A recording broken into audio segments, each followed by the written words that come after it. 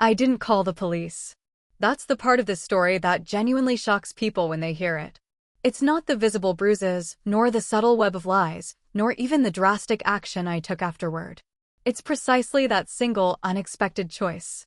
Because that morning, when my twin sister walked into my small shop, her face was swollen, her lips split, and her eyes steadfastly avoided meeting mine.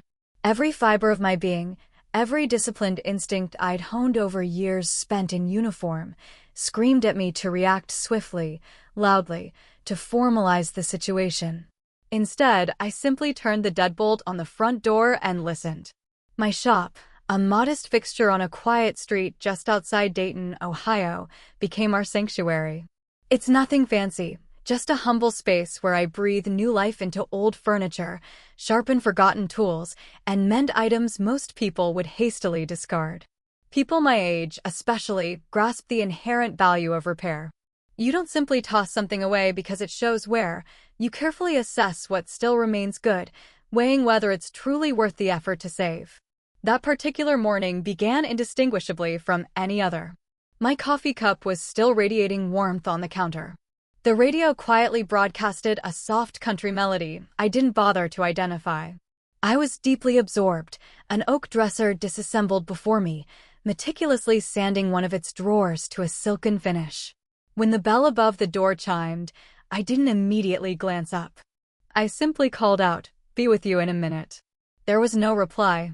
That silence, more than the chime itself, prompted me to turn. She stood just inside the doorway, a hesitant figure, as if unsure of her right to enter. The same height as me, the same slender build, almost the same face. But where my features were etched with the lines of years, sun, and discipline, hers told a different, more recent story. Her face was marred with bruises, a vivid purple stain spreading across one cheekbone, fading to a sickly yellow near her jawline. A fresh, jagged split marred her lip, and her left eye was noticeably swollen, as if she'd attempted to ice it, but far too late to prevent the damage. For a fleeting second, my mind performed a strange trick. It actively tried to reject the stark reality before me, much like encountering a photograph that somehow defies logic. "Emma," I managed to say. She nodded faintly, but her gaze remained fixed on the floor, her invariable reaction whenever she was hurting. Even as children, she detested being scrutinized when something was amiss. I carefully placed the sandpaper aside and approached her slowly, deliberately, careful not to rush or overwhelm her. "Who did this?" I asked, my voice low. She swallowed hard, then shook her head. I'm okay," she whispered. That was the moment I locked the door. It wasn't a dramatic gesture. I simply reached over, flipped the sign to closed, and engaged the deadbolt. The small, metallic click seemed to echo disproportionately loud in the sudden stillness. She noticed. "You don't have to," she murmured. "I do," I replied. I guided her to the sturdy chair by the back table, the one I usually offer customers who need to sit a spell. Without a conscious thought, I grabbed the first aid kit, an old, ingrained habit from my past. What unsettled me more than the vivid bruises was her utter lack of flinching as I gently cleaned the cut on her lip. "You've had worse," I muttered, mostly to myself. She offered a faint, humorless smile. "Not since we were kids." That statement transported me back in time. 2 girls in a small house, same face, yet vastly different approaches to navigating the world. I was always the one who stepped forward, who stood in front. She was the one who endured quietly behind me. I had genuinely believed we'd outgrown that dynamic. "Emma," I said again, my voice softer this time. "Look at me." She didn't. So I waited. Time has a peculiar effect on you as you age. You learn to stop frantically chasing answers. You cultivate the patience to let them come to you. After what felt like a long while, she finally lifted her eyes, just enough to meet mine fleetingly. They didn't mean it. She uttered that familiar sentence. I'd heard it countless times before. Not within the quiet confines of my shop, nor in the warmth of my home, but in those desolate spaces where people desperately voice platitudes, hoping they'll somehow prevent their world from crumbling. Who, I asked carefully, didn't mean it? Her lips pressed into a thin line. I observed the fleeting hesitation, the subtle calculation in her eyes, that part of her that instinctively sought to shield something or someone. Jason's boys, she finally confessed. I leaned back slightly, not out of surprise, for I wasn't. Jason, her husband, a widower when she first met him, had 2 sons now in their late teens. I'd encountered them a handful of times, polite enough when their father was present, quiet in a manner that felt less like attentiveness and more like calculated observation. How long? I pressed. It's not like that, she quickly interjected. How long, Em? She offered no answer.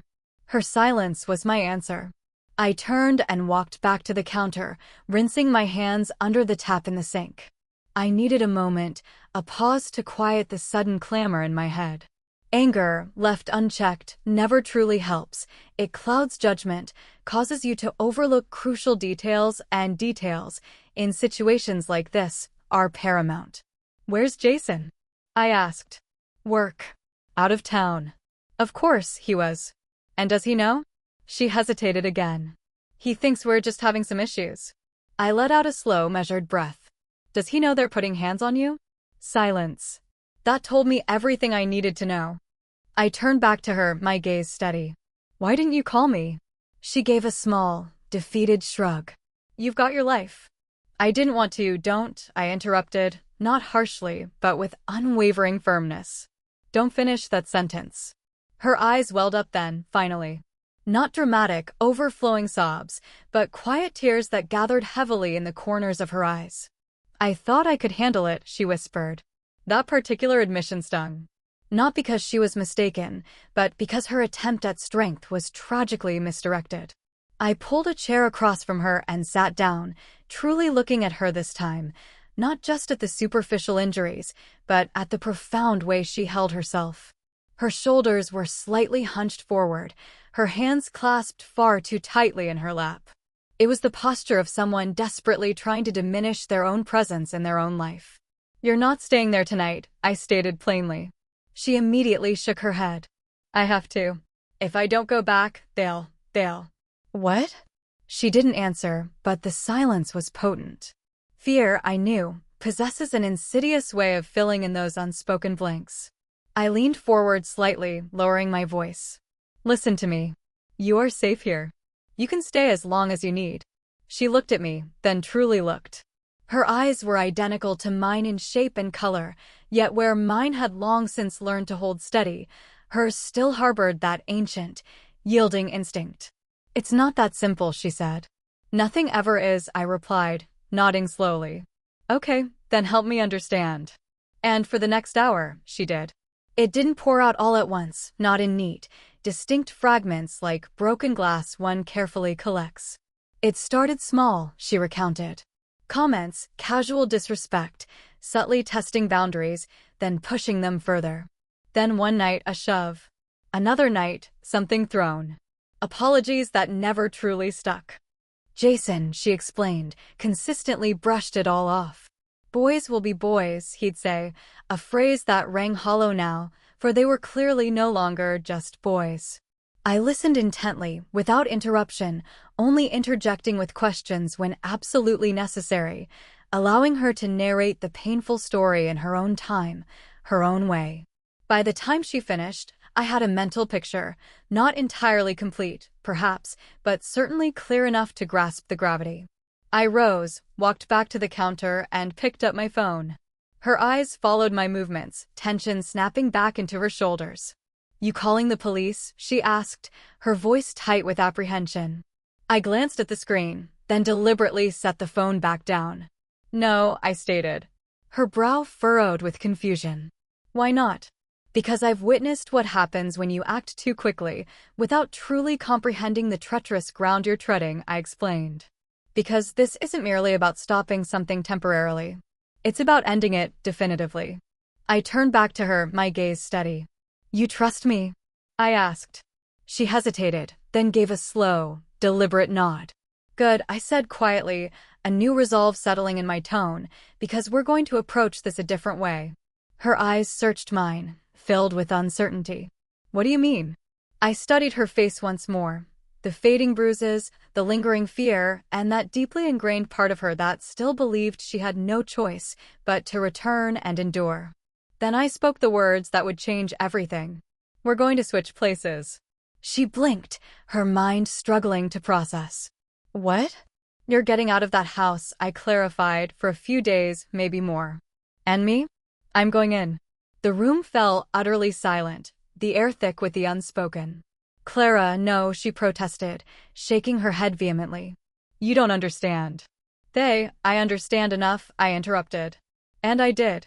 I didn't need to experience her pain to recognize the insidious pattern, didn't need to guess what inevitable escalation would follow if nothing fundamentally changed. I stepped closer, lowering my voice again. "They think they know who they're dealing with," I said, my voice barely a whisper. "They don't." She stared at me, her expression suspended somewhere between profound fear and utter disbelief. "Clara, this isn't like when we were kids." "No," I agreed, "it's not."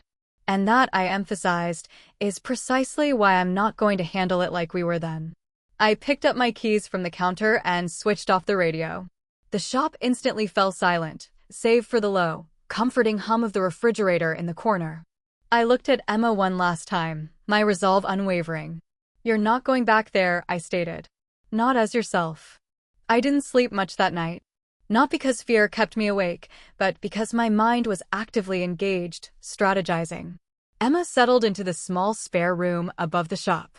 It's nothing special, just an old bed and a dresser I restored myself, with a window overlooking the parking lot. But it's quiet, safe, the kind of stillness that allows your thoughts to slow and clarify if you let it. She didn't turn off her light until well after midnight. I could see the soft glow beneath her door when I passed on my way to the back. I didn't knock. Some things I've learned, you simply don't rush. Instead, I brewed chamomile tea, the same kind our mother used to make when we were little and one of us had a particularly bad day. I left the steaming mug on the small table just outside her door. I didn't say a word. I just wanted her to know, without question, that she wasn't alone. By morning, the bruises on Emma's face had worsened, a grim testament to a truth people don't always grasp. Time doesn't immediately soften damage, it profoundly reveals it. Colors deepen, swelling shifts, and what appeared somewhat manageable the day before begins to tell a far more harrowing story. Emma descended the stairs slowly, one hand resting heavily on the railing. "Morning," I said, as if nothing extraordinary had transpired. She simply nodded. "Morning." I poured her coffee without even asking. She used to take it with cream, no sugar, a detail I clearly hadn't forgotten. She noticed. "Still remember," she said quietly. "Some things stick," I replied. We sat across from each other at the small table by the window. For a while, neither of us spoke, just sipped our coffee, listening to the distant rumble of a truck passing on the road. Finally, she broke the silence. "I kept thinking about what you said," she began, "about switching places."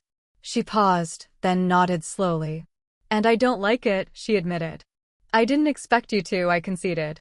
She set her mug down, her fingers lingering around it as if drawing warmth and comfort. "They'll know," she said, a new fear in her eyes. "Eventually." "Maybe," I allowed, "but not right away." "You think you can just walk in there and pretend to be me?" I held her gaze, understanding her deeper meaning. We were twins, yes, but she wasn't referring to outward appearances. She meant the subtle nuances, the way we carried ourselves, the unique inflections in our voices, our distinct reactions, the things that couldn't be replicated simply by wearing the same clothes. "I'm not trying to be you," I corrected her gently. "I'm trying to see what's truly happening in that house." She shook her head, still unconvinced. "You don't understand them." "Then help me," I challenged. That stopped her. I leaned forward slightly, not with aggression, but with steady resolve. "Tell me everything," I urged. "Not the version you think sounds reasonable, Emma. The unvarnished truth." She hesitated for a long moment, then, slowly, she began to speak. She recounted mornings when the boys would refuse to come downstairs until she had called them 3 or 4 times, and the pervasive way they ignored her, talked over her, and simply dismissed her as if she were an irrelevant fixture in her own home. She described the first time one of them raised his voice, how it had shocked her more profoundly than it perhaps should have. Jason, she recalled, had offered vague reassurances that they were just adjusting and that she needed to be patient. "Were you?" I asked. She offered a small, weary smile. "I tried." Then, she continued, things began to escalate. Doors were slammed with deliberate force, dishes were intentionally left out. These were small acts of defiance, she explained, but they steadily accumulated, chipping away at her authority. And then, one particular night, her voice dropping to a near whisper, she said, "I told them they couldn't have people over while their dad was gone." I already knew what came next. They laughed, she recalled, her hands tightening around her mug once more. Like I was a joke. One of them, she continued, Mark, he stepped closer. Not close enough to physically touch me, but just enough to forcefully make a point. What point? That I wasn't in charge. I nodded slowly, understanding. And the other one, she added, Evan, he just watched. That single detail spoke volumes, revealing more to me than anything else she had said so far. The quiet ones I've always known are the ones you truly need to pay attention to.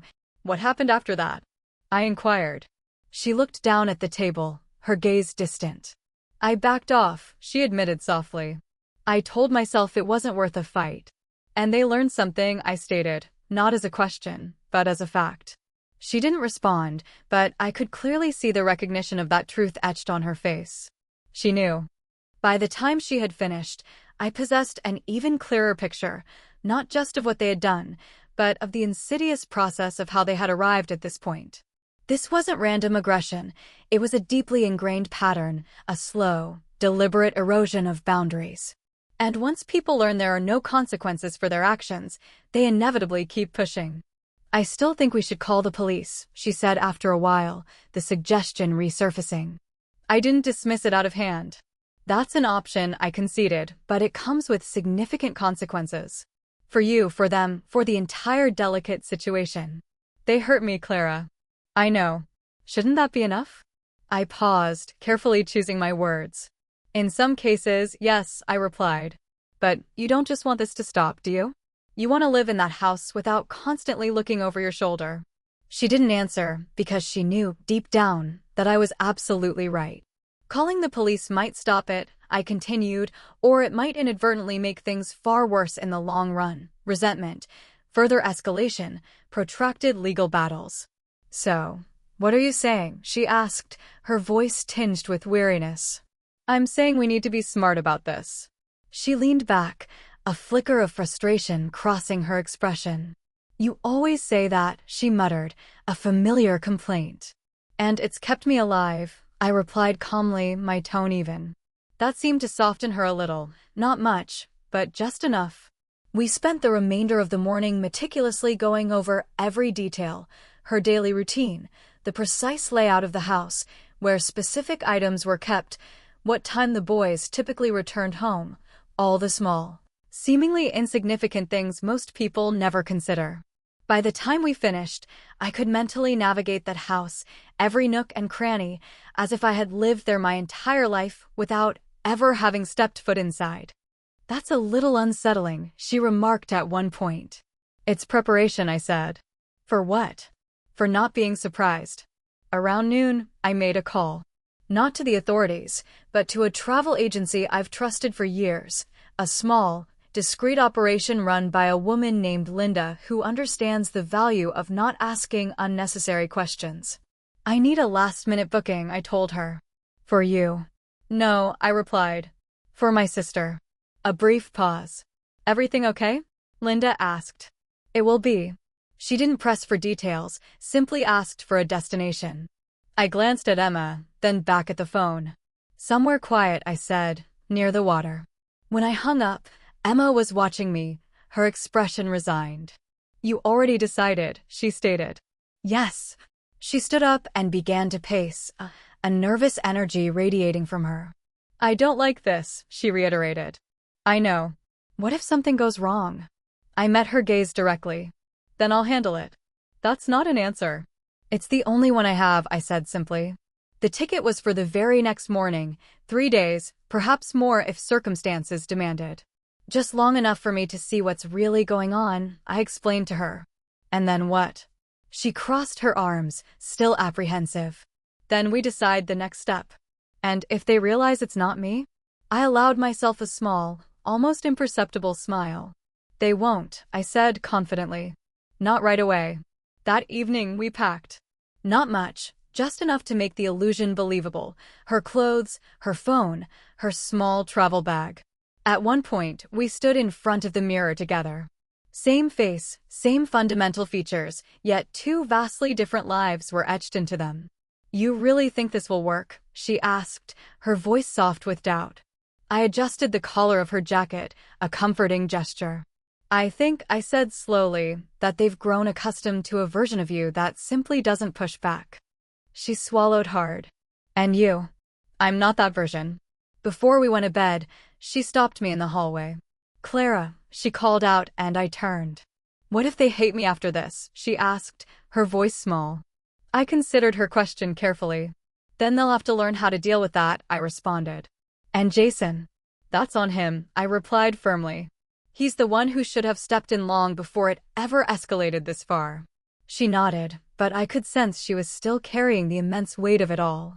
Family often does that, I mused, even when it's utterly unwarranted. That night, I finally lay down, staring up at the ceiling, replaying every detail in my mind, the intricate plan, the inherent risks, the myriad unknowns. And one truth solidified itself with crystal clarity. This wasn't merely about protecting Emma from immediate harm. It was about ensuring this toxic dynamic would never happen again, not to her and certainly not to anyone else residing in that house. In the profound quiet of that room, I made a crucial decision. I wasn't entering that house to simply scare them, nor was I going there to mete out punishment. My objective was far greater. I was going in there to fundamentally change something.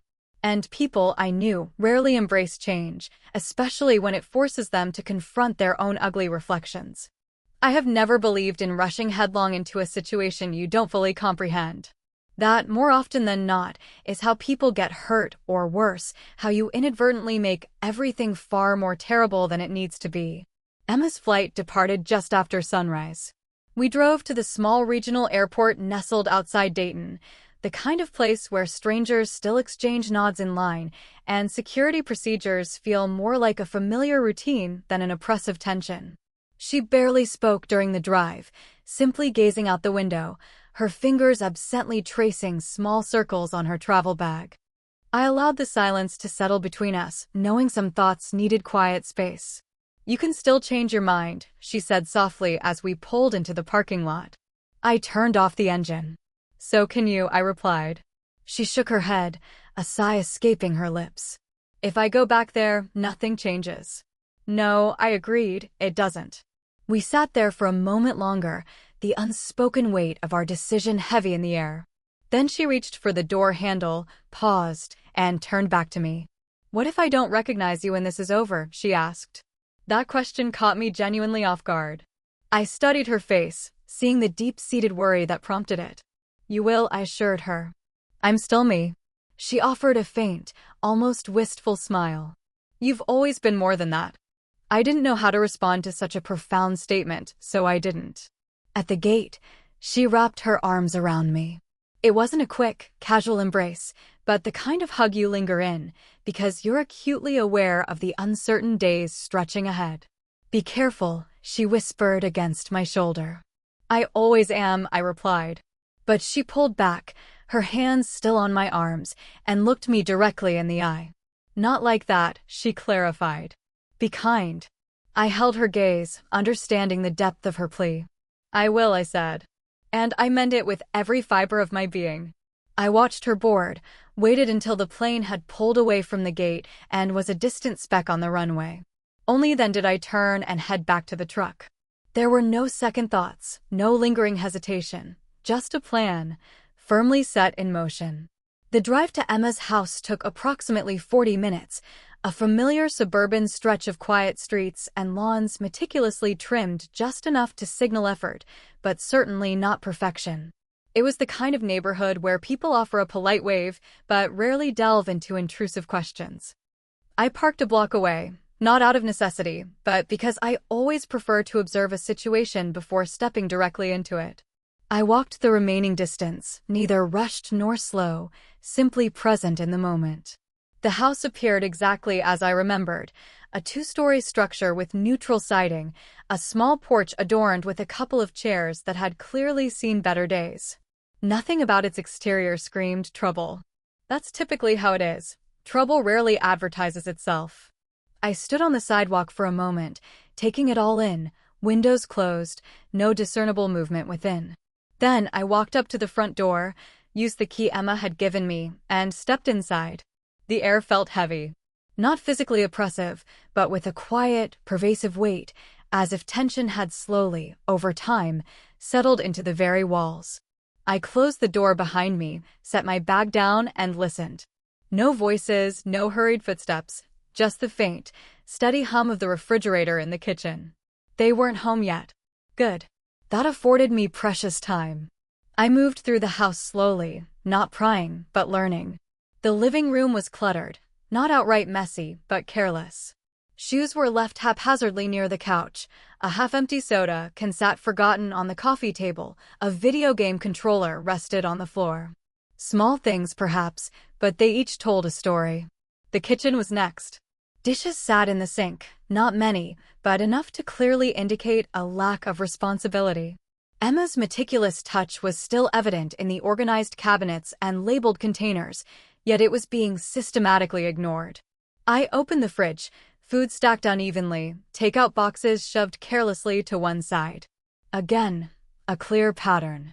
Upstairs, I paused in the hallway, taking a deep breath. 3 doors, Emma's bedroom, the boys' rooms, and the bathroom at the end. I stepped into Emma's room first, clean, orderly, the bed neatly made, everything meticulously in its place, a small, controlled sanctuary she desperately tried to maintain. Then I checked the other rooms. Mark's room was loud, posters plastered everywhere, clothes scattered, conveying a sense of perpetual motion even when empty. Evan's room, by contrast, was quiet, too quiet, neat, almost rigidly controlled. That observation confirmed what I had already suspected: different personalities, different approaches, but ultimately, the same underlying problem. By the time I came back downstairs, I had gathered what I needed. Not every single piece of information, but certainly enough to begin. Around 4:15, I heard the front door open. Voices, laughter, then the subtle, almost imperceptible shift, the precise moment they realized someone else was home. "Hey," Mark called out. I was in the kitchen, my back turned, precisely as Emma typically would be. "Hey," I replied, keeping my voice utterly even, devoid of any discernible emotion. Footsteps approached. I could feel the energy in the room change before I even turned around, that slight, expectant edge, the implicit test. I faced them. Mark stood a little taller than I remembered, leaner, with a newfound confidence in his posture, but not the kind that comes from genuine discipline. The other one, Evan, hung back slightly, observing. Always observing. "You're home early," Mark stated, his eyes narrowing slightly. "Plans changed," I replied simply. He shrugged, feigning indifference. "Cool." But his eyes lingered, ceaselessly looking, measuring. I offered him nothing to work with. We moved through the motions of the evening, dinner talk, small, superficial exchanges. I kept it simple, didn't overplay anything, didn't challenge them directly. Not yet. You don't walk into a volatile situation and immediately flip the table on day one. You allow people to reveal who they truly are. Later that evening, it happened. It wasn't a big, dramatic confrontation, but it was clear, a deliberate boundary push. Mark left his plate on the table and started to walk away. Emma, I knew, would have quietly picked it up without a word. I didn't. "Mark," I said. He paused, then turned back slowly. "Yeah, take care of your plate." A beat. Just a second, but it stretched into an eternity. He stared at me, waiting for me to back down, to capitulate as Emma would have. I didn't. "Since when?" he asked, a sneer beginning to form. "Since now," I replied. My tone didn't change, didn't rise.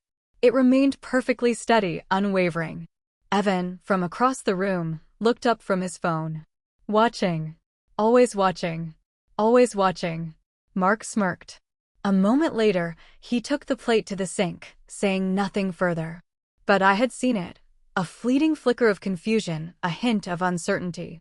These small shifts, I knew, were not victories in themselves, but rather crucial moments that altered underlying expectations. Later that night, I heard footsteps in the hallway, one of them pacing, restless. I remained still, utterly unresponsive, simply listening, learning the rhythms of their unease. Lying in bed, I meticulously replayed the day's events, their reactions, their body language, the subtle ways they probed the established boundaries, and the immediate shift in dynamics when those boundaries held firm. This, I understood, was never about brute force. It rarely is. It's about unwavering consistency, crystal-clear communication, and the quiet strength to hold your ground when others anticipate your retreat. I closed my eyes, not seeking sleep, but to process and strategize. This complex situation wouldn't be resolved in a single moment, nor would it be fixed with one simple conversation. It demanded time, sustained pressure, and a series of deliberate, well-chosen actions. Down the hall, a door clicked shut. Quiet, controlled Evan. I mentally filed that observation away, understanding that while Mark might be the overt aggressor, Evan was the subtle arbiter, the one who ultimately gauged the permissible limits of their actions. And I knew, with absolute certainty, that I hadn't yet seen the full scope of their dynamic, not even close. By the second day, the very atmosphere of the house had begun to subtly transform. Not in any obvious, external way, of course. The mail still arrived at the usual hour. The neighbor's dog still barked its predictable protest at passing delivery trucks. The evening news still droned from the living room, a forgotten background hum if one of the boys had switched it on and then drifted away. But deep inside that house, something small, yet profoundly significant, had shifted. They no longer possessed the comfortable certainty of knowing what to expect from me. And when individuals lose the comforting ability to predict your reactions, that's precisely when they begin to make miscalculations. I woke before dawn, as was my ingrained habit. For a few disorienting seconds in that liminal gray stillness between sleep and morning, I momentarily forgot my surroundings. Then, my gaze fell upon the unfamiliar ceiling, the floral lamp on the nightstand, the framed beach photograph Emma had deliberately placed on the far wall, and memory flooded back. I listened intently. No footsteps overhead, no plumbing running, no doors opening, just in profound silence. I dressed purposefully, tying my hair back in the practical style Emma favored when she was just moving around the house, and then descended the stairs. The kitchen felt noticeably colder than it had the previous day. I flicked on the light above the stove and began making coffee, not because I personally craved it, but because I understood that established routines possess an inherent power to calm a house, even one as unsettled as this. By 6:30, eggs were sizzling in one pan, and toast was warming in the oven. Exactly at 7 o'clock, Mark was the first to appear. He paused at the bottom of the stairs, his eyes fixing on the spread of breakfast. "What's this?" he asked, his voice laced with suspicion. "Breakfast," I replied, keeping my tone even. He let out a short, dismissive laugh, as if to say, perhaps I was simply joking. "You don't usually cook on weekdays." I continued to butter the toast. "Perhaps I should have started sooner," I offered, not looking up. He watched me for a prolonged second, attempting to discern any hidden meaning beneath my placid words. Then Evan materialized in the doorway behind him, as quiet and observant as ever, already dressed, his face a carefully blank canvas. He absorbed every detail, the set table, the plates, the way I stood. His eyes narrowed, just perceptibly. That boy, I noted, missed absolutely nothing. "Sit down," I instructed, my voice firm. Mark remained rooted to the spot. "We're not in kindergarten," he muttered, a hint of defiance in his voice. "No," I countered, "you're not. Which means you're perfectly capable of sitting at a table without turning it into a dramatic production." The room immediately fell silent. Not because I had raised my voice, I hadn't. My tone had remained perfectly level. Mark glanced nervously at Evan, perhaps seeking moral support, or merely confirming that he hadn't imagined the unyielding firmness in my reply. Evan, without a word, pulled out a chair and sat. That was all it took. Mark, his shoulders slumping slightly, followed suit. I served the eggs, poured coffee, and placed the juice pitcher on the table. No one offered a word of thanks. I hadn't expected them to. For a minute or two, the only sounds were the quiet scrape of forks against plates and the low, steady hum of the refrigerator. Then, breaking the silence, Mark spoke. Dad called last night. I kept my gaze fixed on my mug. I know, I replied. He said he might be home tomorrow instead of Friday. That's good. Mark took another bite, his eyes carefully watching me chew over the edge of his fork. You didn't tell him what happened, he stated, not asking a question, but launching a direct probe.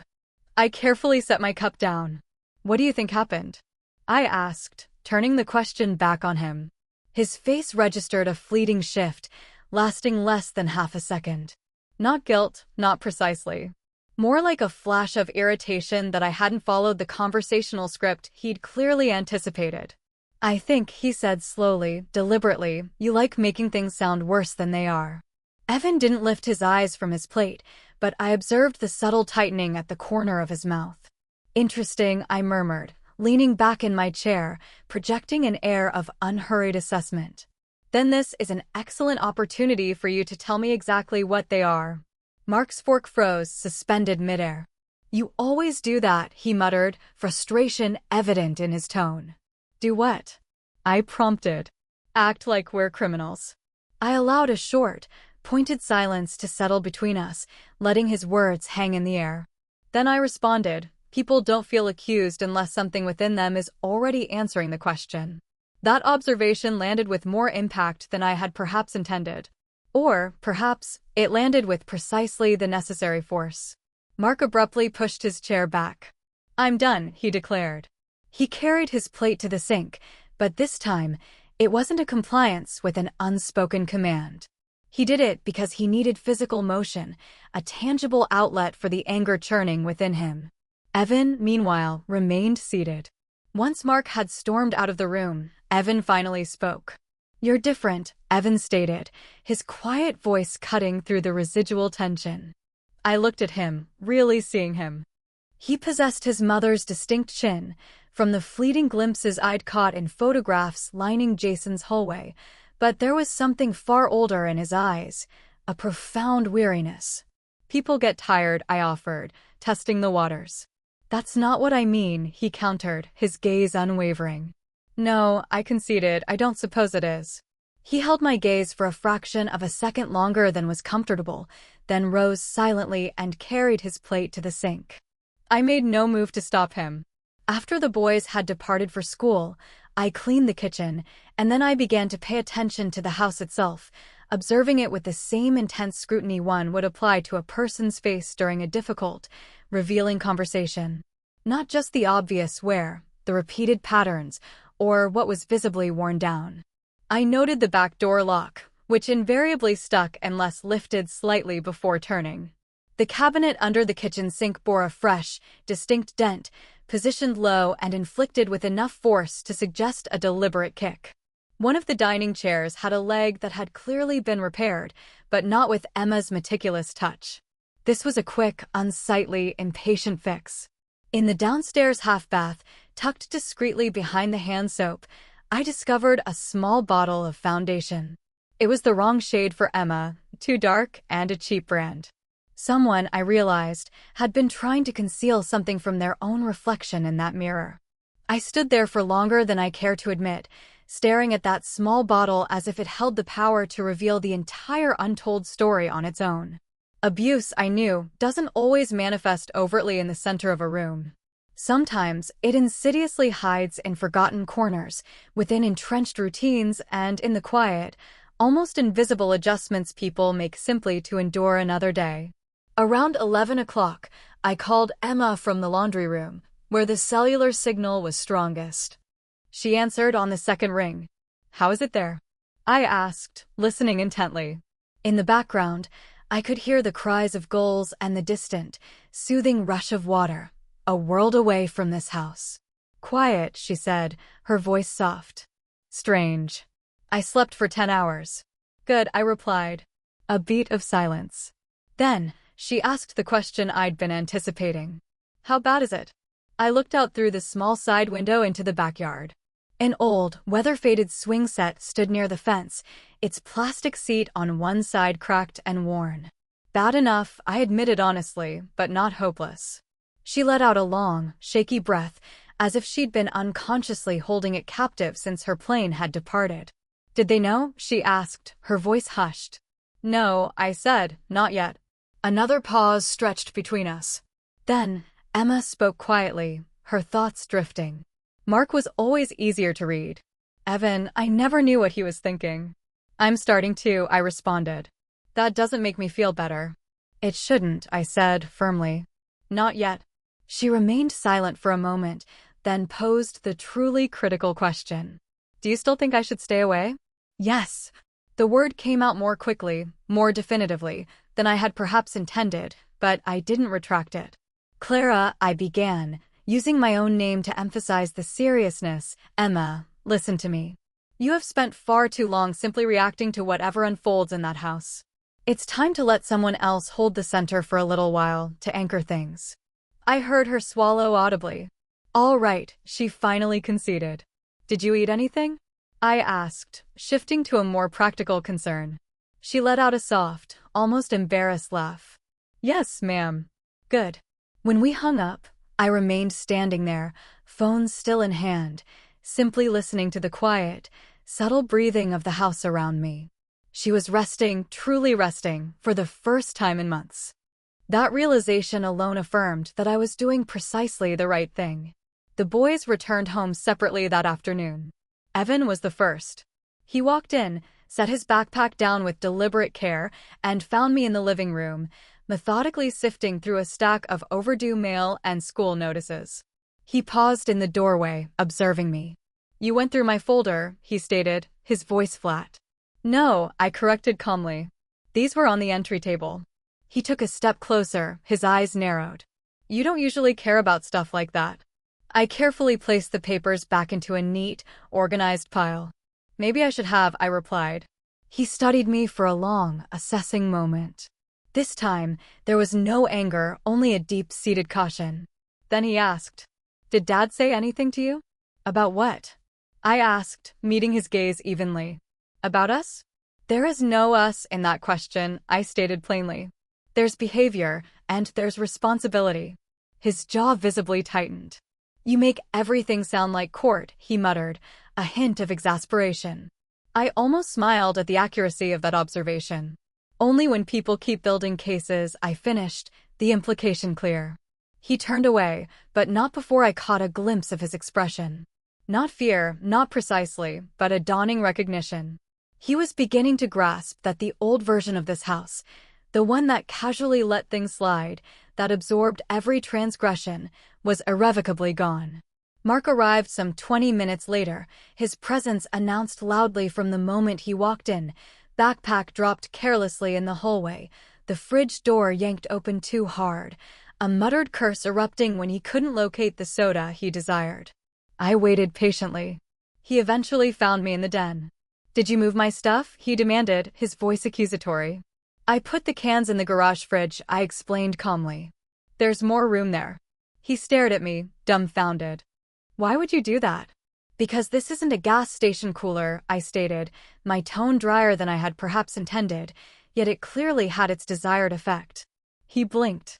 Actually blinked, his eyes wide with surprise, then let out a short, disbelieving laugh, a sound devoid of genuine amusement. Okay, he said, shaking his head. So that's where we are now. That depends, I replied, meeting his gaze. Where were you before? He took a step forward, not enough to be an overt threat, but just enough to test the waters, to revisit an old, ingrained habit. The old Emma I knew would have instinctively recoiled, stepped back. I didn't move an inch. That single, unyielding stance changed everything. I could see it unfold on his face, the initial confusion, a rapid recalculation, his body instinctively reading a message his mind hadn't quite processed yet. He was taller than me, younger, and physically stronger in the way youth often mistakes sheer power for true strength. But he wasn't steadier. And deep down, he knew it. "You think Dad's going to back you up?" he challenged, a sneer forming. "This isn't about your father," I stated, unflustered. "It always is," he insisted. "No," I said quietly, firmly. "That's precisely been the problem." We stood there, locked in that silent confrontation for a moment. Not a dramatic showdown, but something far quieter, more fundamentally important. Then, he was the first to retreat. Not by much, perhaps half a step, but it was enough. He stalked off, grabbed a soda from the garage fridge, and slammed that door instead, the sound echoing through the house. Progress, I mused, often sounds ugly at first. That night, after dinner, I sat at the kitchen table with a legal pad and began meticulously writing things down. Dates Emma had mentioned, recurring patterns I'd observed, questions I still needed answered. At one point, Mark passed through, caught sight of the notebook, and slowed his pace. "What's that?"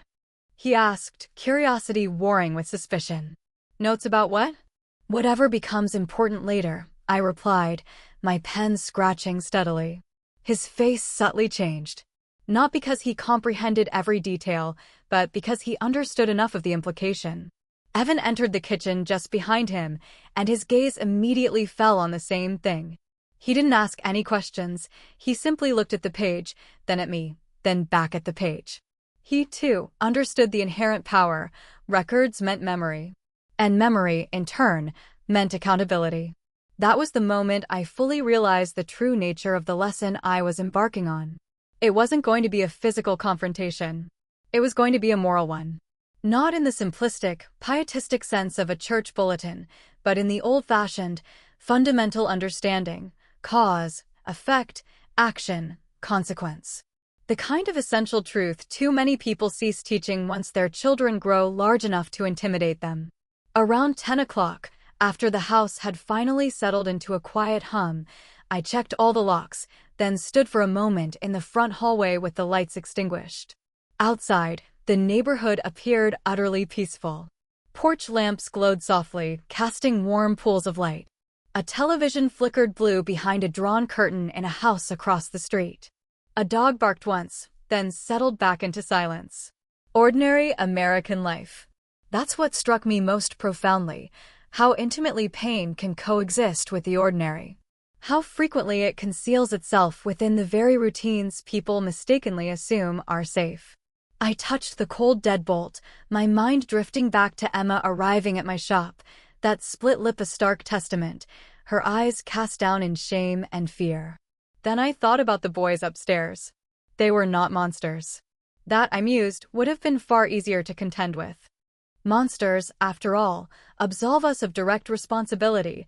They belong securely within the realm of stories and fiction. Boys, however, belong to families, to schools, to neighborhoods, to fathers who should have paid closer attention, and to women who should never have been abandoned to silently absorb the weight of what others refuse to acknowledge or name. No, they were not monsters, but they were undeniably dangerous. And danger, when left unchecked and uncorrected, inevitably grows bold. I turned off the hallway lamp and headed upstairs, my resolve firm. Tomorrow, Jason would finally come home. Tomorrow, this house and everyone in it would be forced to confront the truth, spoken aloud and undeniable. And once that process began, none of us would be afforded the luxury of pretense any longer. The next morning, I meticulously adhered to my established routine, changing not a single detail. Coffee brewed at 6 a.m. sharp. Windows cracked open just enough to allow the cool, crisp air to circulate. The newspaper lay folded neatly beside my plate, even though I knew I would only skim the headlines. The same unwavering rhythm as the day before. Consistency, I understood, was paramount. It conveyed an undeniable message. You're not merely reacting to events, you are deliberately establishing a new order. Jason was due back around noon. Neither of the boys explicitly mentioned his impending arrival, but I could sense its looming presence in the subtle shifts of their movements throughout the house. Mark was noticeably louder than usual, doors opening and closing with an almost imperceptible, yet deliberate, increase in force. Evan, conversely, was even quieter, almost ethereal, as if conserving his attention for some anticipated moment later in the day. I chose not to address it. I simply allowed the day to unfold as it would. By 10:30, I had already meticulously cleaned the kitchen, sorted through the accumulated stack of mail, and set a pot of soup, something simple, familiar, the kind of comforting meal Emma herself might prepare on a weekday, simmering on the stove. At precisely 11 o'clock, I sat down at the kitchen table with my notebook. Dates, observations, patterns. I made sure to record only facts, never opinions. That was a crucial distinction I had learned a long time ago. You must rigorously separate what you feel from what you can objectively prove. Otherwise, you inevitably find yourself arguing rather than resolving. The front door opened at 11:52, a few minutes earlier than anticipated. Mark practically flew down the stairs, as if he'd been perched there, waiting for the very sound. "Dad's home," he called out, a note of triumph in his voice. I didn't answer immediately. I deliberately allowed Jason to step into the kitchen on his own terms. He looked undeniably tired. Long-distance travel often does that. His shirt was wrinkled, his tie loosened, and the unspoken weight of responsibility seemed to sit heavily on his shoulders. But there was something else in his expression, too, a subtle relief, as if merely being home meant that all unsettled matters would somehow naturally resolve themselves. He saw me seated at the table. "Hey," he said, offering a quick, almost automatic smile. "Didn't expect you to be home this early." "I've been here," I replied, my voice steady and unwavering. He paused, just slightly. Something in my tone, I knew, didn't quite align with the casual welcome he'd expected. "Everything okay?" he asked, a flicker of concern. "That depends," I said. Mark leaned against the kitchen doorway, arms crossed, observing the scene with intense interest. Evan stood silently behind him, even quieter, but his focus was no less acute. Jason's gaze darted between us, his initial smile slowly, uneasily, fading. "What's going on?" he finally demanded, his voice edged with growing unease. I closed the notebook deliberately. Not with a dramatic slam, but with a quiet, conclusive click. "Just finished with it," I stated. "Sit down," I instructed. He hesitated, clearly uncomfortable with the directive. "Clara, sit down, Jason." I used his first name purposefully, a subtle but significant deviation from the norm, indicating the gravity of the moment. Emma wouldn't have. That last observation visibly caught him off guard. He slowly pulled out a chair and sat. For a prolonged moment, no one spoke. The entire house seemed to feel tight, as if collectively holding its breath in anticipation. I folded my hands calmly on the table. "We need to talk," I said, my voice low but unwavering. Jason let out a small, uneasy laugh, a nervous attempt to lighten the mood. "That doesn't sound good," he mumbled. "It isn't," I confirmed. Mark shifted his weight, a restless energy about him. "About what?" Jason asked, his voice now laced with genuine concern. I looked at him directly, my gaze unwavering. "About your sons." The atmosphere in the room immediately shifted. Subtle, yet undeniably real. Jason leaned back slightly in his chair, a defensive posture, though he clearly tried to conceal it. "They've been acting out," he admitted, a sigh in his voice. "I know that. Teenagers." "This isn't about acting out," I corrected, my tone firm. He frowned, a crease forming between his brows. "Then what is it about?" he pressed. I didn't answer immediately. Instead, I reached across the table, opened the notebook, and turned it so the page faced him. Dates, short, factual descriptions. Nothing exaggerated, nothing emotional, simply a stark record of events. He looked down at the page, his brow furrowing with concentration and confusion. "What is this?" he asked, his voice strained. "Your house," I stated, my gaze fixed on him. "Your sons, your responsibility." Mark let out a derisive scoff from the doorway. "Are you serious right now?" Mark challenged, disbelief and anger in his voice. I didn't look at him. Jason did. "Mark," he said, a warning embedded in his tone, but it was weak. "Too late." too uncertain. That, I knew, was precisely part of how things had been allowed to escalate to this point. Jason turned back to me, his face grim. "You're saying they did all this?" "I'm saying it happened," I replied, my voice steady. "And you didn't tell me," he accused, the blame already shifting. There it was, not concern, not disbelief, but an immediate deflection of responsibility. I held his gaze, unblinking. "You didn't ask the right questions," I said, the words cutting through the tension. That observation landed harder than almost anything else I could have uttered. Jason's face visibly altered. Not anger, but something far deeper. Recognition. Mark, seizing the moment, pushed off the doorway. "This is ridiculous," he blurted out, agitated. "She's making it sound worse than it is." I slowly turned my head, my gaze settling on him. I cleared my throat, a quiet, deliberate sound. My voice, when I spoke, was not sharp or aggressive, simply steady. "Then explain it," I challenged him. He opened his mouth, then closed it, his eyes darting to his father, silently pleading for intervention. Jason hesitated. That split-second hesitation spoke volumes. Evan then spoke, his voice quiet, yet remarkably clear. "We didn't mean it like that." All three of us turned to look at him, surprised. He didn't flinch under our collective gaze. "Mean it like what?" I asked, pressing him gently. He took a shallow breath. "Like hurting her," he said, the word hurt hanging heavy in the air between us. "Not argue. Not push. Hurt. Jason's head snapped toward his younger son, his eyes wide with sudden alarm. "What do you mean, hurt her?" he demanded.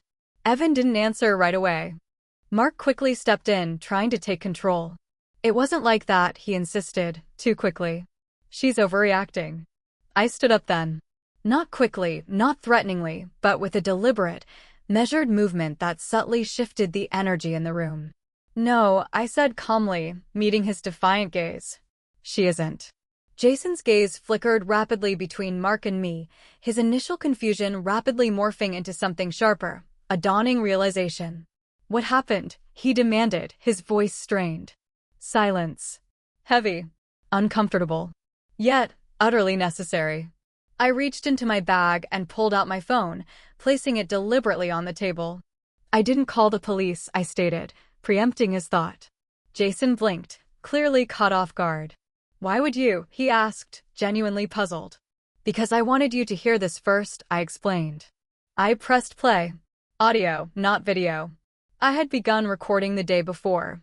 Nothing illegal, just the raw conversations. Tone, specific words, the full context. Mark's voice filled the room first, sharp and dismissive, quickly followed by Evan's, quieter, yet no less clear in its implications. The room seemed to physically shrink, contracting under the weight of the recorded voices. Jason's face went pale, not in a dramatic flush, but in a slow, unsettling draining of color. When the recording finally ended, I turned the phone off. Silence again. This time, it was far longer, more profound. Jason ran a trembling hand over his face, as if trying to wipe away what he'd heard. "I didn't know," he whispered, the words coming out rough, almost broken. "I know," I replied, my voice devoid of either accusation or comfort. It was simply a statement of fact. He looked at his sons, truly looked at them this time, his gaze heavy with a new understanding. "What is this?" he asked them, his voice low. Mark shook his head vehemently. "It's not what it sounds like." "It sounds exactly like what it is," I interjected, cutting through his denial. He snapped his head toward me, a flash of anger in his eyes. "Stop talking like that," he demanded. I didn't raise my voice, but I also didn't back down an inch. "No," I said, my tone flat and uncompromising. "I won't." That stopped him cold, because for perhaps the first time, someone in that house was not adjusting their tone or their truth to make him comfortable. Evan spoke again, his voice barely above a whisper. "We got carried away," he admitted. Jason stared at him, his expression one of profound shock. "Carried away," he repeated, the words tasting bitter. Evan nodded once, a small, somber gesture. "It wasn't supposed to," Jason began, but then he cut himself off, leaving Mark's sentence unfinished, the implication hanging in the air. Evan looked down at his plate, unable to meet his father's gaze. He didn't answer. Mark shifted again, a restless, agitated energy vibrating around him. "You're blowing this up," he protested, his voice rising. "It's not like we beat her or anything." The words struck the room with the force of something heavy dropped from a great height, shattering the last vestiges of denial. Jason closed his eyes for a second, a flicker of pain crossing his face. When he opened them again, they were distinctly different. Clearer, harder, filled with a newfound steel. "That's enough," he said, his voice quiet but absolutely firm. Mark froze instantly. Not because of the volume of his father's voice, but because of the profound shift in its tone. It had changed, irrevocably. Finally, I took a subtle step back, not leaving the scene, but deliberately creating space. This part of the conversation, I knew, was no longer mine to lead. Jason stood up, his gaze sweeping over his sons, taking in their defiant, then contrite expressions. "I should have seen this," he said, his voice heavy with self-reproach. No one argued, because the undeniable truth of his statement hung in the air. I should have asked more questions. I should have listened. He turned to me, his shoulders slumped. "I'm sorry," he offered, a genuine apology in his voice. I simply nodded. "Don't say that to me," I instructed gently. His throat visibly tightened. "Say it to her." He sank back into the chair, running both hands through his hair in a gesture of utter despair. For a long, heavy moment, no one spoke. Then I said the one thing that absolutely needed to be uttered, the truth that would define the path forward. "This doesn't end with an apology." Jason looked up, his eyes meeting mine, confused. "What do you mean?" he asked. "I mean," I clarified, "this changes, irrevocably. Or it gets handled another way." Mark scoffed again, but the sound was significantly weaker this time, stripped of its earlier bravado. "What, you going to call the cops now?" he challenged, a hint of desperation in his voice. I met his eyes directly, unflinching. "If I need to." That was the first time I had ever articulated that particular option aloud. Not as a direct threat, but as a clear, non-negotiable boundary. He felt it. And so did Evan. Jason straightened in his chair, a new resolve entering his posture. "What do we do?" he asked, the question laced with a nascent sense of purpose. That question, I realized, was the one that truly mattered. Not, "How do we fix this quickly?" Not, "How do we make this go away?" But simply, profoundly, "What do we do?" I leaned against the kitchen counter, adopting a posture of calm authority. "You start," I said, articulating the first, crucial step aloud, by acknowledging what happened. He nodded slowly, absorbing my words, then turned his attention back to his sons, his gaze firm. "Did you hurt her?" he asked, his voice steady. Silence stretched. Then, quietly, almost a whisper. "Yes," Evan said, his eyes on his father. Mark remained silent. But crucially, he didn't deny it either. That, I knew, was enough for now. The room shifted again, not lighter, but distinctly clearer. Truth, I mused, always has a way of doing that. I looked at all three of them, my gaze encompassing each one. "This is where it changes," I declared, my voice resonating with conviction. No one argued, no one protested, because deep down I knew they all understood it simply had to. The house didn't necessarily get quieter after that revelation. Instead, it got honest. And honesty, I recognized, has a distinct sound to it, less shouting, perhaps, but certainly more inherent weight. No one immediately left the kitchen. Jason remained seated, his elbows propped on the table, hands clasped tightly together as if he were attempting to hold fast to something that had already irrevocably fractured. Mark stood near the doorway, his eyes nervously flickering between the floor and his father, his previous restlessness now stripped of its aggressive edge. Evan had taken a deliberate step back, not as if hiding, but simply creating necessary space. I remained where I was, leaning against the counter, present and observing, but purposefully not positioning myself in the direct middle of their dynamic. This, I understood, was not my family to run. It was my sister's family to reclaim. Jason was the first to break the silence. "We're not moving past this," he said, speaking almost to himself, the words heavy with newly accepted truth. Then he lifted his head, his gaze sweeping over both boys, firm and resolute. "We're going to deal with it." Mark exhaled audibly through his nose, a sound of frustrated resignation. "We said we were sorry," he mumbled. "That's not dealing with it," Jason replied, his voice unyielding. "It's a start," Evan offered quietly, a hint of pragmatism. Jason nodded once, a concession. "It is, but it's not enough." He turned to me, seeking guidance. "What would you do?" he asked, his voice seeking clarity. I didn't answer right away.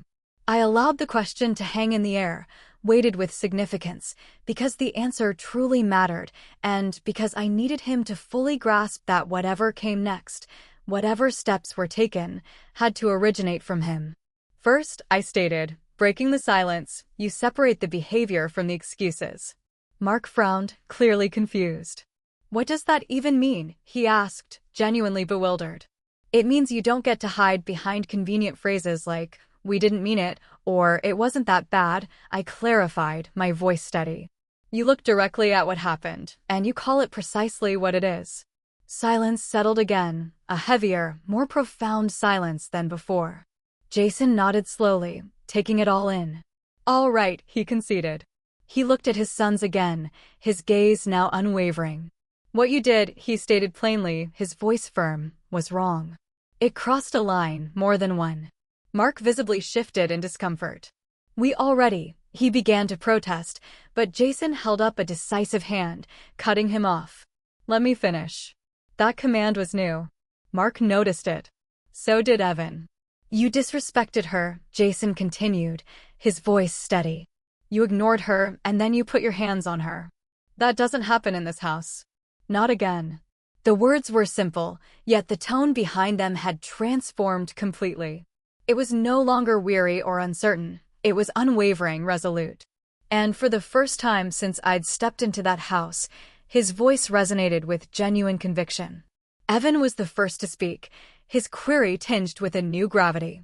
"What do you want us to do?" he asked, the same words, but uttered with a different voice, carrying an entirely new weight.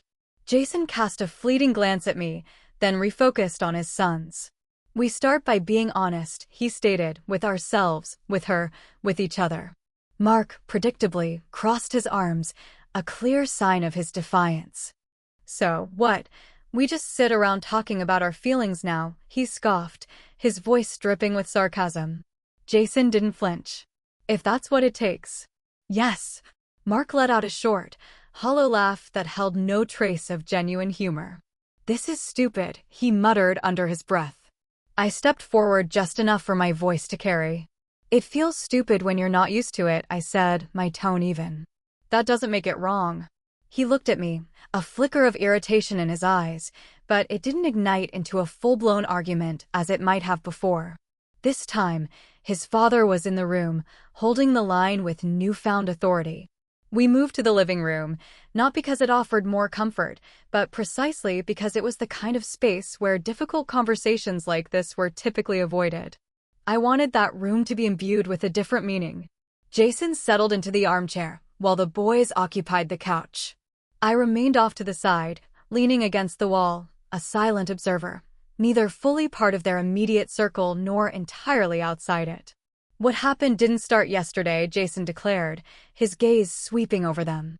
"And it doesn't end today." No one dared to interrupt him. "That means we're going to need help," he continued, a new resolve in his voice. Mark's head snapped up, a question forming in his eyes.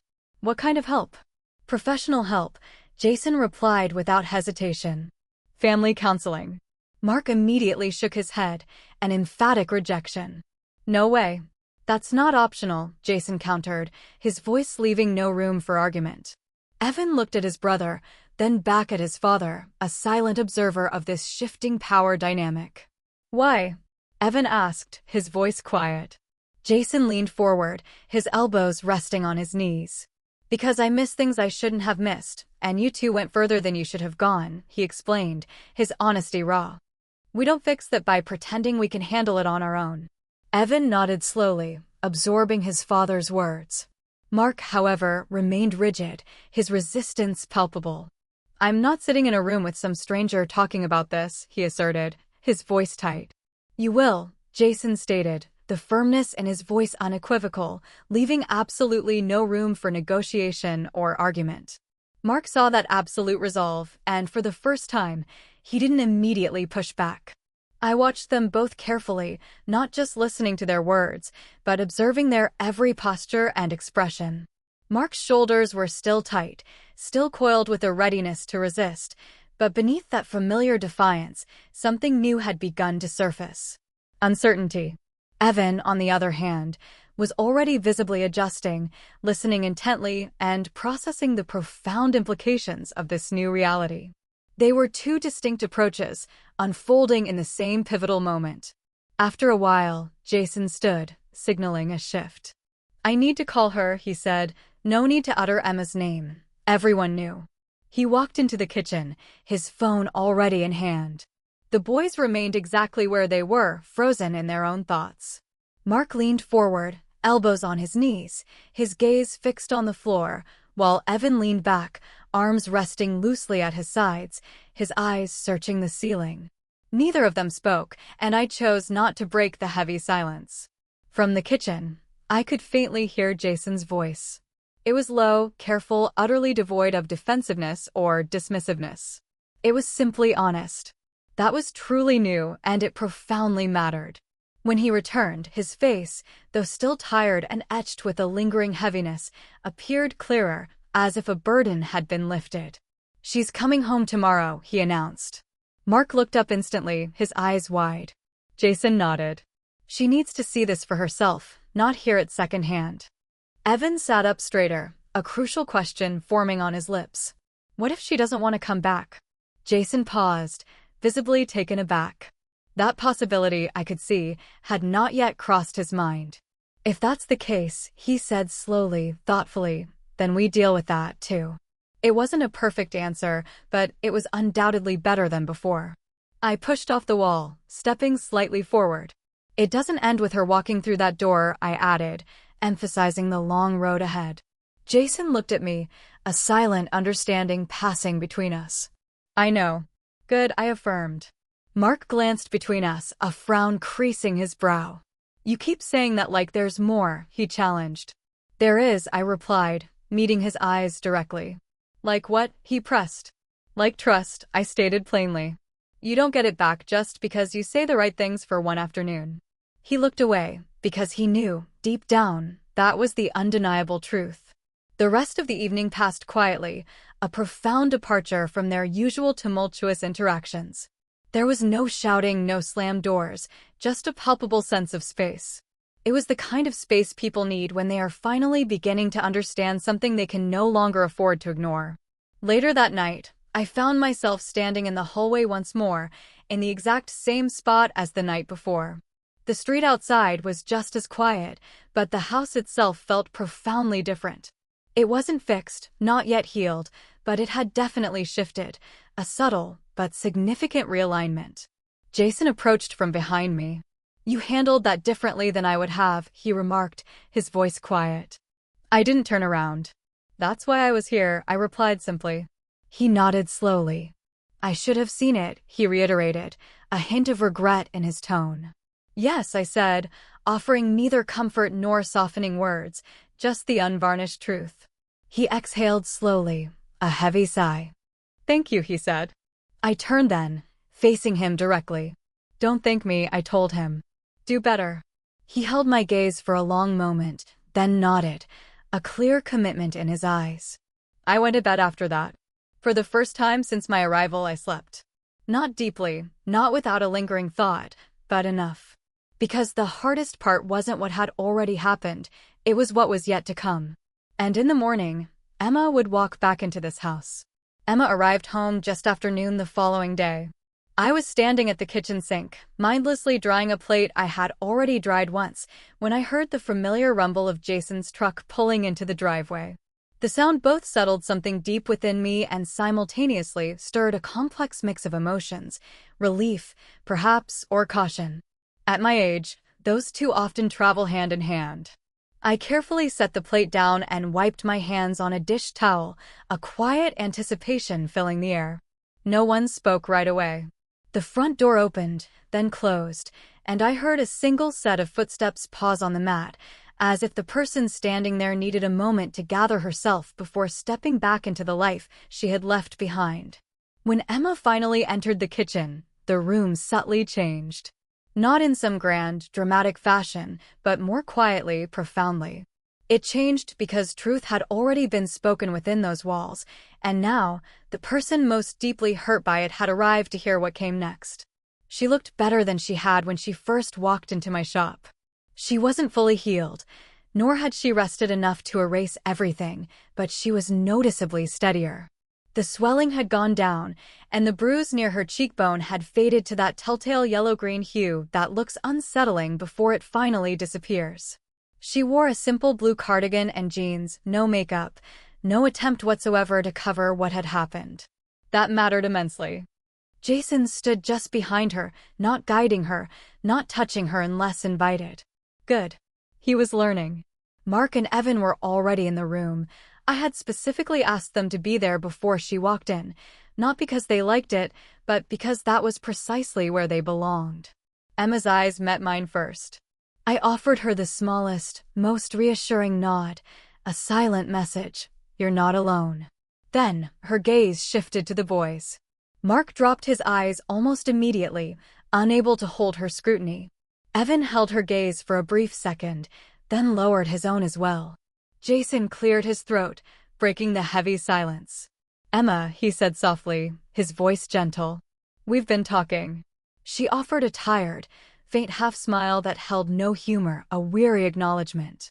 That's usually what people say, I thought, just before delivering something difficult. No one argued with that unspoken truth. I pulled out a chair at the table for her, but she remained standing. "No," she said quietly, her voice firm. "I'd rather hear it like this." So she stood, a testament to her resolve, and the rest of us stayed respectfully where we were. Jason went first. "I failed you," he said, his words stark and unadorned. There was no long, preamble speech, no soft letting in, no excuses whatsoever, just the unvarnished truth. Emma blinked, and I saw the impact of those words hit her harder than any tears ever could have. "I thought I was keeping things together," he continued, his voice heavy with regret. "I told myself it was stress, adjustment, normal conflict. I kept choosing the easiest explanation because I didn't want to believe I'd let this happen in my own house." Emma didn't speak. She was listening with the acute intensity of someone deeply wounded, not for superficial beauty or polished performance, but solely for honesty. Jason pressed on, his confession growing deeper. "I should have asked more. I should have noticed more. I should have protected you." At those words, Emma's chin trembled just slightly, a fragile visible sign of her pain. Then Evan spoke. "We were wrong." Simple words, delivered in a quiet voice, devoid of any drama. But he meant them. He looked directly at her now, a raw sincerity in his eyes. "I was wrong," he admitted. "I let things go too far. I knew better." Emma's eyes moved from him to Mark, who looked like he'd rather be anywhere else on earth, which, frankly, was entirely appropriate. Shame, after all, should feel uncomfortable. That's part of what makes it useful. He swallowed hard once, then forced himself to speak. "I kept thinking if I made you uncomfortable enough, you'd stop acting like this was your house." Emma stared at him, her expression unreadable. He forced himself to continue, his gaze dropping to the floor. "And then I just got used to doing whatever I wanted."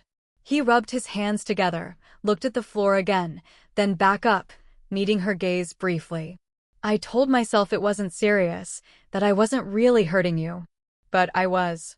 The room held still, suspended in the aftermath of his confession. Then Emma did something I wasn't expecting. She sat down.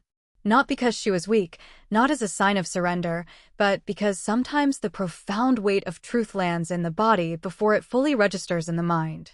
I moved toward her automatically, but she shook her head once, a subtle signal, and I stopped. Jason then lowered himself into the chair beside her, though he maintained a respectful, deliberate distance.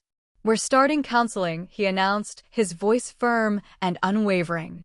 "All of us. I've already made the calls." Emma let out a slow, deliberate breath, a visible release of tension. "You did that already?" she asked, a hint of surprise in her voice. Yes. She nodded faintly, a small acknowledgement. Then, she asked the question that truly mattered most, looking beyond the immediate moment. And what happens when this house gets comfortable again? That was indeed the right question to ask. Not what happens now, in the immediate heat of guilt and revelation, but what happens later, when ordinary life inevitably returns and memory, as it often does, starts getting lazy. Jason answered carefully, thoughtfully. Then I don't let comfort make me blind again. She looked at him for a long, measuring time, and I could almost feel her assessing whether that sentence truly had backbone, whether it was a genuine commitment. Then, she turned her gaze to the boys. And you?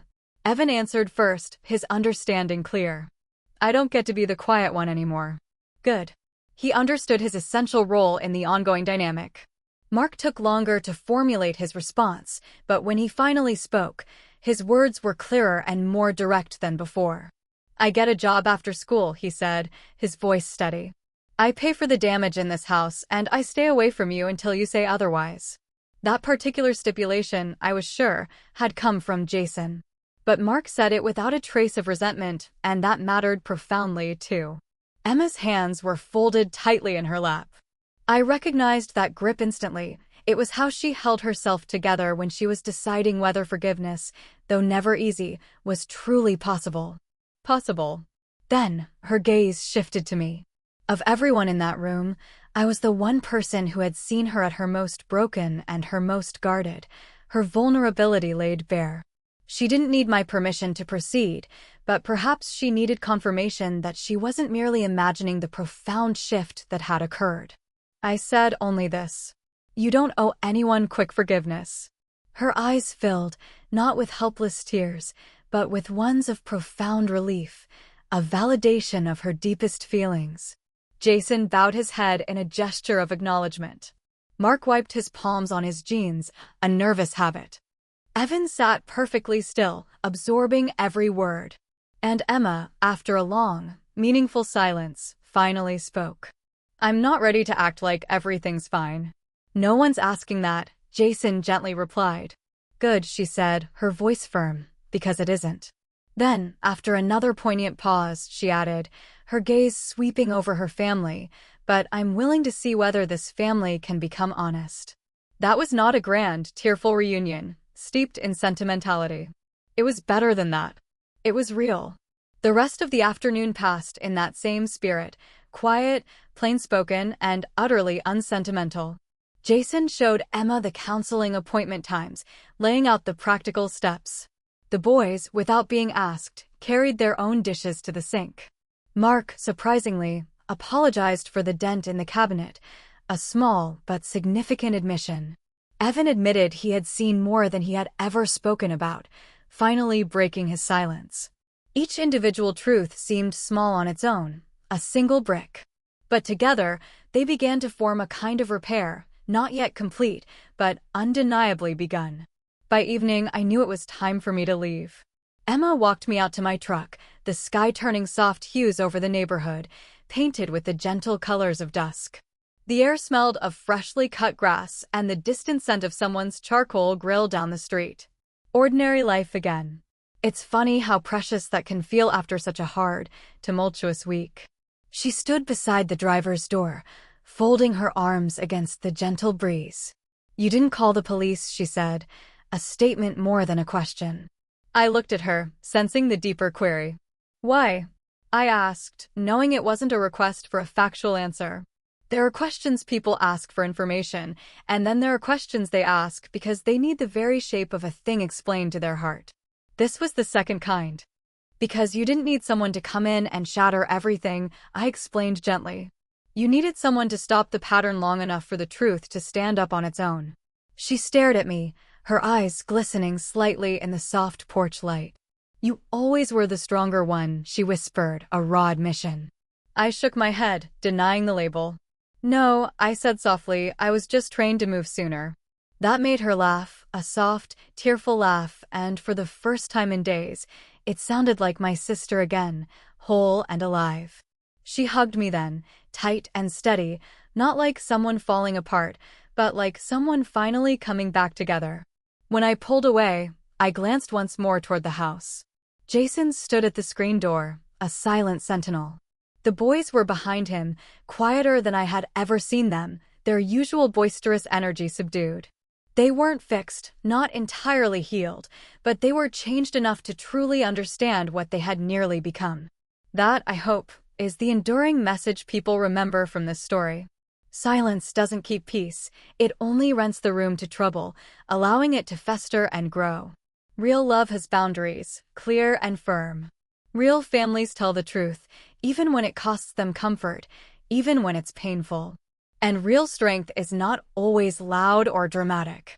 Sometimes it is simply the courage to say no more and to truly mean it, to stand firm when everything inside you wants to bend. If this story resonated with you, I hope it gave you something worth carrying forward, perhaps a memory, a warning, or even a little spark of hope. And if you've ever seen someone suffering quietly, please don't look away. Speak up, reach out, stand near them. It matters more than people know. And if stories like this hold meaning for you, share your thoughts.